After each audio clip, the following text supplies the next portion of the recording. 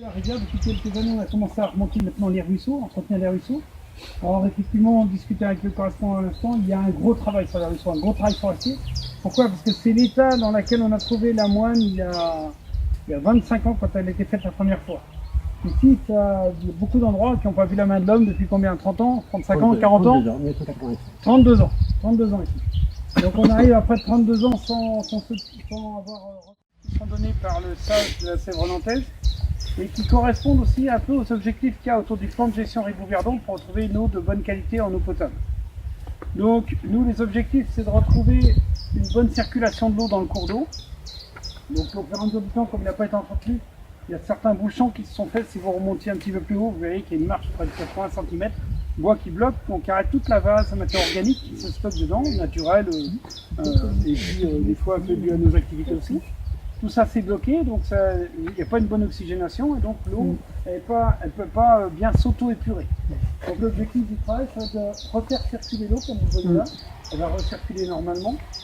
Ensuite c'est de rajeunir la végétation. Alors on a rajeuni pour quelle raison? C'est qu'en fait on veut garder absolument des arbres au bord de la rivière. Si on n'y fait rien, au bout d'un moment il y a certains qui vont basculer, ceux qui vivent derrière nous commencent à avoir ces racines qui sont pas mal développées.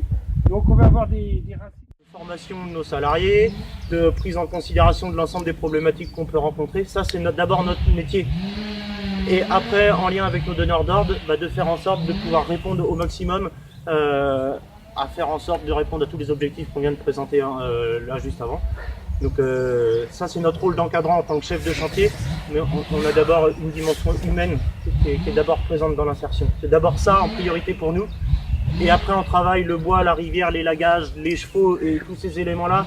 Mais c'est un tout. Voilà, on ne pourrait pas être sur une reprise au travail sans avoir connaissance et conscience des problématiques rencontrées par les salariés.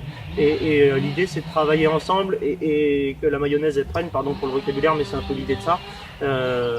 Et on est cohérent quand on arrive à répondre, on va dire, à la globalité de nos problématiques. Donc le travail forestier sera, mais l'humain, d'abord l'humain c'est important dans notre société aujourd'hui.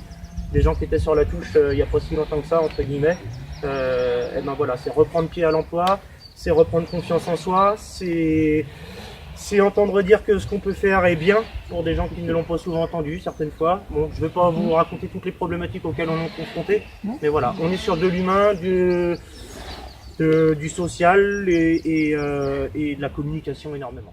Tout ça, là, ils me préparent tout, hein, c'est magnifique.